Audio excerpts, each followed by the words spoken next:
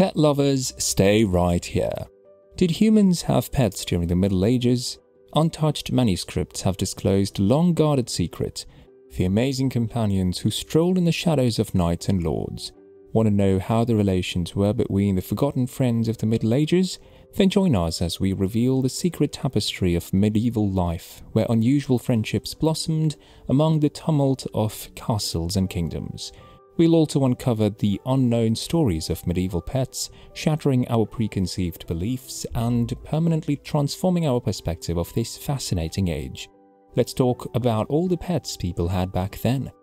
People were attracted to animals of all kinds during the Middle Ages, which lasted from 500 to 1500, from snails to elephants to mythological species like unicorns and dragons. Animals, both pets and wild ones, were a big part of life in medieval Europe. People have always had a soft spot in their hearts for their animal friends, which probably doesn't come as a surprise to you. Animals were important characters in allegorical stories because they represented Christian ideas and lessons. For example, elephants and dragons fought as mortal enemies to show the battle between good and evil, and unicorns liked to woo maidens in the forest to show that Christ was born from the Virgin Mary. The bestiary was like an animal encyclopedia from the Middle Ages. It had pictures and written accounts of animals. The bestiary had pictures of known animals and explanations of animals that people might not have seen before. In the Middle Ages, what kinds of animals did people keep as pets? Cats and dogs were the most popular pets, but some people also had birds and monkeys. During the Middle Ages, people had pets that they cared for very much. People with a lot of power were known to keep the most spoiled ones. Songbirds, turtle doves, parrots, and other winged friends also had special places in medieval homes. Cats were valued because they were good at catching mice, had amazing night vision, and were friendly.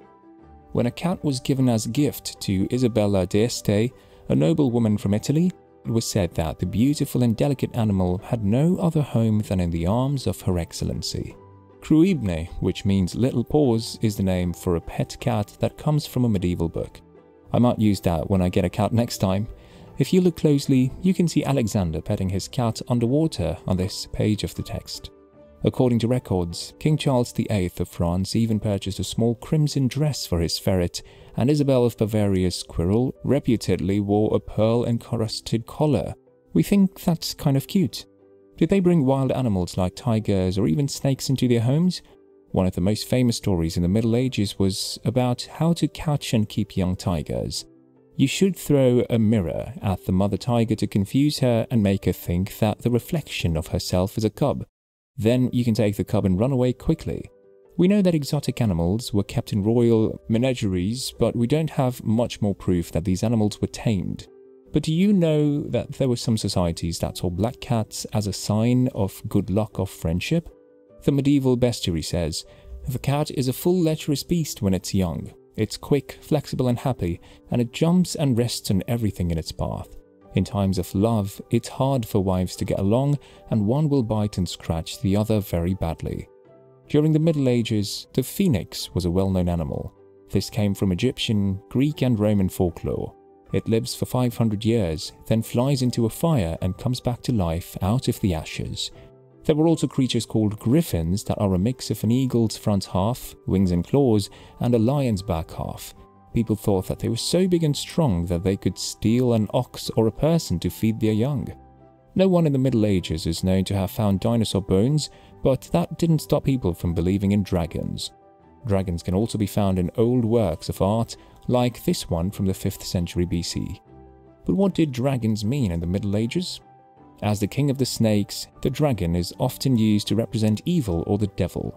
The bestiary says that the way dragons can knock over elephants by wrapping themselves around their feet is similar to how the devil tries to stop good people from getting to heaven. Why did dragons have such a bad reputation in medieval Europe, but not in other places? Because a dragon is a symbol of Satan in the book of Revelations of the Bible, and because Christianity was such a strong religion in medieval Europe, the dragon was closely linked to evil. We've often wondered if dragons have always been bad or if horses are always good. Dragons were often seen as bad guys and unicorns as good guys in a symbolic way, but these animals were also often used as decorations that didn't mean much. We know about pets, but what if there were any tiny taboos about which animals were eaten? People in the Middle Ages ate beef, pork and fish, which are the same kinds of animals that we eat today. Rich people ate a wider variety of foods. For example, we know that King Richard III ate swans and egrets. There were many animals in the Middle Ages, and each animal had their own significance. First, let's consider the lion. Lions were seen as signs of power and nobility, so they were often used as the emblems for wealthy families. Then these symbols were put into tapestries, sculptures and other forms of decoration that were used in homes and public places. Next, if we talk about snakes and other serpents, usually have negative meanings because the Bible says that the serpent tempted Eve to sin. The bestiary also says that snakes and other serpents shed their skin to teach people that they must be willing to let go of their old selves on the way to salvation.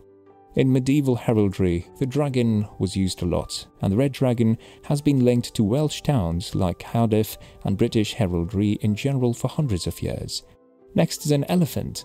The elephant is a creature you might think you know well is the strangest animal in one of our texts.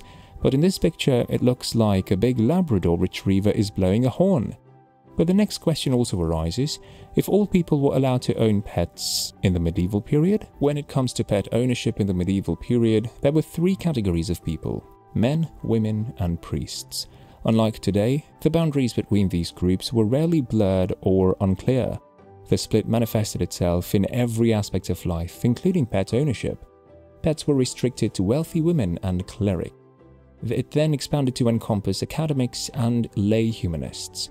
You weren't a pet owner candidate if you were married or planned to marry at some point in your life. The animals they kept belonged to the outdoor realm, and the males in this category were outdoor men. You could have horses, hunting hounds, hawks, and any other working animals if you were a medieval macho. They didn't come into your home, they didn't get soft pillows, and they didn't get names like Snookums or Fufu. An owner didn't even look after them. A hired hand did.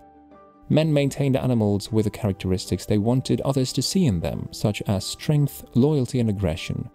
Those who cross the line may find themselves as the lead story in the day's buzz. Having a pet makes a man appear frail and unmanly. Richard II of England tried it, and people believed his behavior was unbecoming of a king. King Henry III of France tried it as well. Unfortunately, the French responded in the same way as the English. However, Henry also stole little dogs from local nuns, which probably didn't help matters. As we come to the conclusion of our amazing journey into the hidden world of pets in the Middle Ages, we hope that this journey has left you spellbound. Once thought to be a time of knights and castles, the Middle Ages now show a surprising web of friendships and ties. If you want to hear more exciting stories from the past, be sure to listen to our channel and hit the bell so you never miss an adventure. Remember that the past is full of secrets and wonders that are just waiting to be found. Join us on our next adventure as we continue to find out amazing facts about the past. Until then, keep watching.